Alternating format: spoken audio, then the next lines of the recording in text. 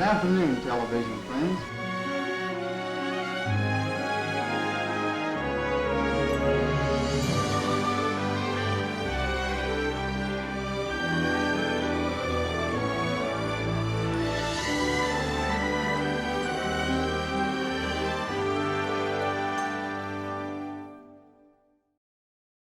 In 1949, a number of television stations signed on the air, including this one.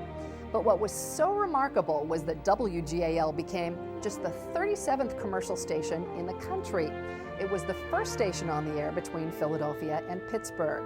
Suddenly, Lancaster was on the map as the smallest city in the country with a commercial TV station. It all began in 1926 when the Steinman family's Lancaster Newspapers publishing group hired York native and Millersville University graduate Claire McCullough as an advertising salesman.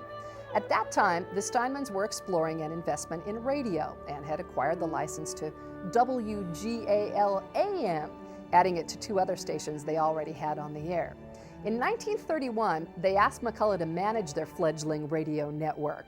After the war, where he became an Army colonel tasked with strengthening the Armed Forces radio network, McCullough helped the Steinmans enter the television business. Claire McCullough went on to become one of the most influential and visionary men in television.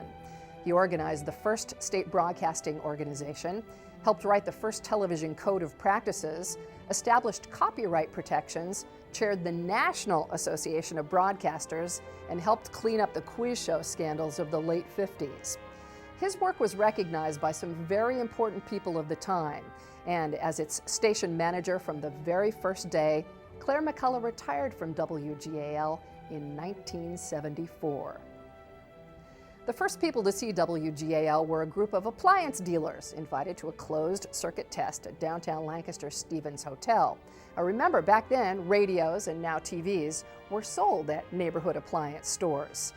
Even though that was a success, I'll bet it had to be a nervous moment when the engineers pulled the switch that put WGAL on the air. This day, 60 years ago, from their first studios on 24 South Queen Street in downtown Lancaster.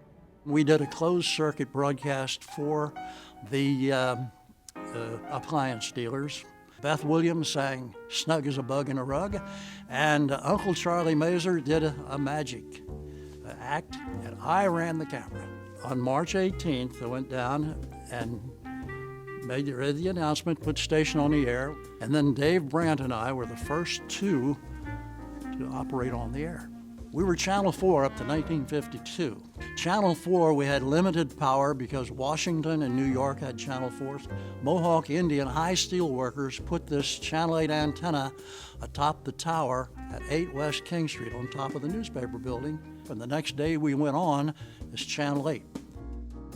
We did a lot of shows. We did interviews. We did live shows of clothing.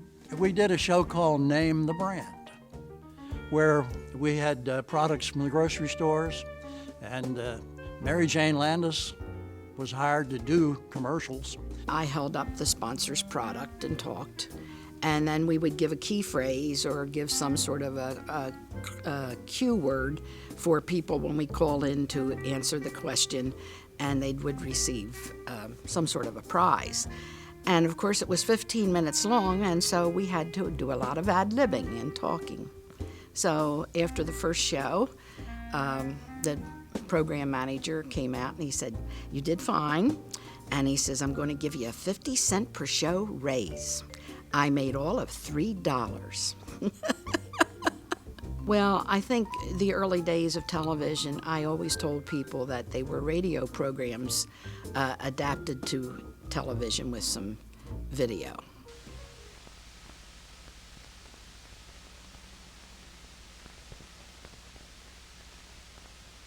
Good afternoon, television friends.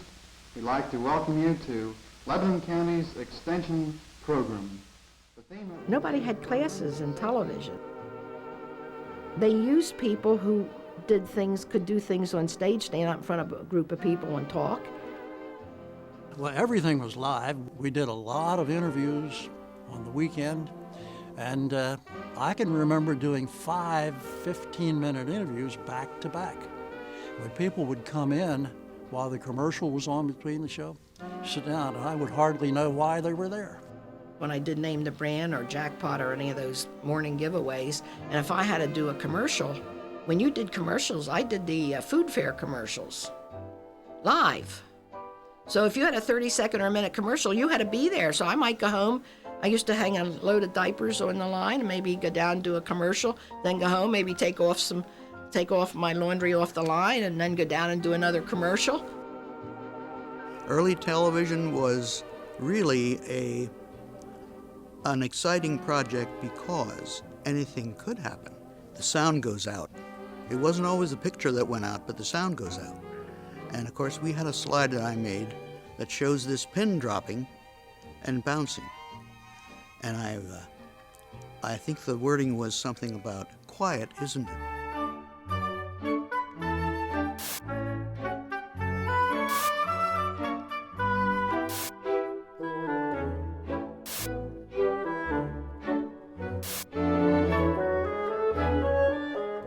Television was a little bumpy at first. There was always a creative solution to any problem, especially in the talented hands of the early WGAL staff and crew.